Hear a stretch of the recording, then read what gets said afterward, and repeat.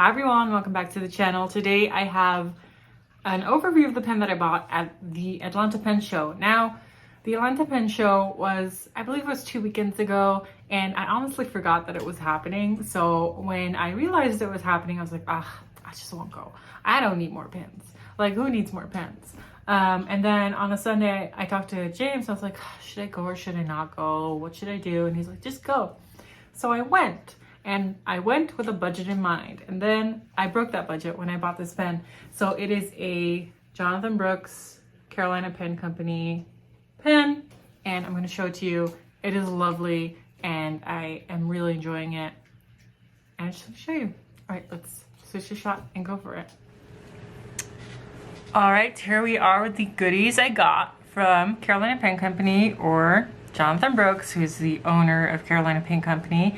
And when I bought this pen, I fell in love with it, of course, but also I have no idea what model it was. And I had to actually look it up on their website. Now, still not completely sure, but I believe this is the Charlotte. They have a couple of models, but the Charlotte is a flat top, so I'm assuming it's that. They have one that's very similar to it, which is the Charleston, but that has like a tapered end. So I don't think it's that. I think it's the Charlotte. They come with clips, without clips. Mine has a clip, which is nice. And this finish is like a velvety matte finish, but the blank, the material that it is made of, has some shimmer in it. And I really hope it's picking up on camera because it's like pearlescent and beautiful, and just, it is a joy to look at this pen. I saw a couple pens that were the primary manipulation finish, which is also very lovely. Like, they all had like a matte velvety one of that. But this just seemed like such a unique thing, and so different from what I already have, and so different from like what a lot of people have. Now, I didn't buy it because I wanted to be unique or anything, but it is just a really cool pen to look at, and it's just like a thing I hadn't seen before. I hope you can see that like pearlescent right there. It is really, really pretty. Clip is just silver. It is very stiff, but I'd say it works. I wouldn't be afraid to use it. This ridge right here seems very solid. On top, we have that logo, and it looks really cool. It's like a matte type of titanium finish, and the other side just doesn't have anything. It's just the end of the blank.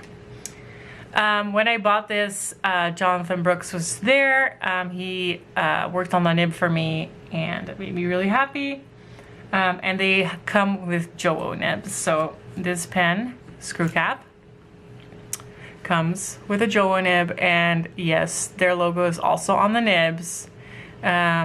And yeah, I mean, it's a very generic nib, but like, it does what it does and it works. I chose a broad. I hoped they had a double broad, but they didn't. And even that grip is so pretty and translucent. He inked it up for me, so I don't really know what ink is in here. I just know that it goes down blue and dries green, and it's cool. It's kind of a sticky ink, but it works. Pen came with a converter. It's a Schmidt converter. I kind of like Schmidt converters. They seem very solid. And I'm assuming you can eyedropper this, but I won't, because some of this material is basically white, and it would make me really, really nervous. I can't do that. But yeah, it's a large pen. This is a large pen. Now I have a Visconti Homo Sapiens here, and I'll uncap it and just put them side by side really quickly. And I'll open my notebook, because honestly, who doesn't want a nice light colored background for this? And of course, you see all my pen shenanigans right there. So size wise, I would say they're very similar. The Homo Sapiens is slightly bigger, but yeah, very similar in size. Now, Homo Sapiens is much heavier, so that is not comparable. I would say this is light enough to be really comfortable for long writing sessions. It is a really great pen for that. I used to not really like big pens, but I'm really enjoying this one, and I've just changed my mind on that. I'm just a fan of bigger pens right now. I'll also grab a Lamy 2000 really quickly just to show you the difference between that one and the Jonathan Brooks. I zoomed in a little too far, but we can make it work. So yeah, length, very similar. It is thicker and girthier, and the grip feels very different. Like this grip feels very narrow as opposed to this grip feeling a lot thicker. Both are fine for longer writing sessions, but if you prefer a thicker grip, this is definitely the one to go for. All right, now, I also got some goodies with the purchase of the pen. So I believe, I can't fully remember, I think it was either $185 or $200. I'm a little lost on this. I know the pens start at $175, or at least that's what the website says. So if you want one, that's what you do. That's what you pay. Also got this cute sticker. This is a sticker, they call it Unicorn Autopsy sticker. Like that's the design. And I was trying to figure out who made it, because I believe they said it was their daughter or one of their children. Not completely sure. I can't find the information online. And then I also got this pen koozie made by Rickshaw Bags with the same print on it. They gave me a choice of a couple different ones, but I just think this is so adorable. This is so cute. So it definitely fits the pen. It's snug, but it fits. And it's really nice to carry pens around in. I actually brought the Homo sapiens around in that.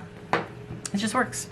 Anything else to say about this? I don't think I have anything else to say about this. I'm just going to do a writing sample for you. Just be aware, this is a Jowo nib. It's fairly generic. Also, I don't know if it'll start up right away, because last week I brought a bunch of different pens to work, and this was not one of them. I thought James had it, but yeah, that happened. So it might not start up right away. I also cannot give you the ink name. Okay, there we are. So this is what I believe to be the Jonathan Brooks, Carolina Penco, and Charlotte, I believe. Let me see if I can zoom in a little more, if that works. The Charlotte. And it is a lovely nib. It was tuned for me. I just wanted it to be wet. And it is fairly wet. This ink doesn't feel very wet. It's a sheener. So there's like a lot of pigment in this, and I don't know if I can show you. Maybe you see, it's a sheener, so there's a lot of pigment in it. So it might not show up very sheeny. But yeah, it does boil. It's a really, really lovely writer. It just flows. And you guys know that I love a flowing ink. If I do that, it looks blue.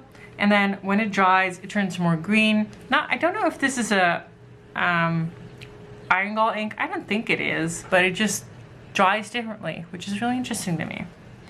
Anyway, I rambled on long enough about this pen. I had a really good experience at the pen show. Much better experience than last time. Last time I was kind of nervous, but now I talked to a lot of people, and it was super fun. So yeah, hope you enjoyed this video. If you go to your own pen show, please let me know what your experience is. If you were there, awesome. Please let me know what your experience at the Atlanta Pen Show was. And I hope to see you next time. Bye-bye.